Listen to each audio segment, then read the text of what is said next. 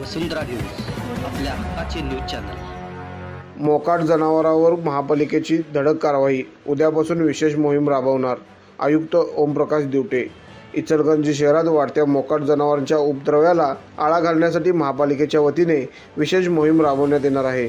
यासाठी 5 फेब्रुवारीपासून 3 दिवसांची मुदत देण्यात आली असून या कालावधीत जनावरांचे मालकांनी त्यांची जनावरे बांधून ठेवण्याची खबरदारी घ्यावी, अन्यथा महापालिकेकडून ती पकडण्यात येणार आहेत।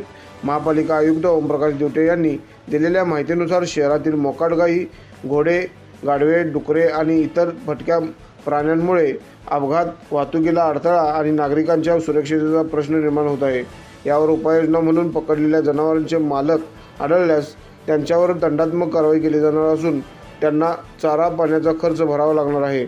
तसेच संबंधित मालकाची नावे आणि जनावरांचे फोटो सोशल मीडियावर प्रसिद्ध करून नागरिकांना माहिती देण्यात येणार आहे।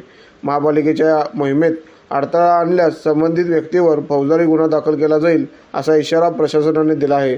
त्यामुळे नागरिकांनी सहकार्य करून आपली जनावरे मोकाट फिरवू नयेत असे आवाहन महापालिकेच्या वतीने करण्यात आले आहे। चॅनलला सबस्क्राइब करा आणि परिसरातील ताज्या घडामोडी सर्वात आधी बघण्यासाठी बेल आयकॉन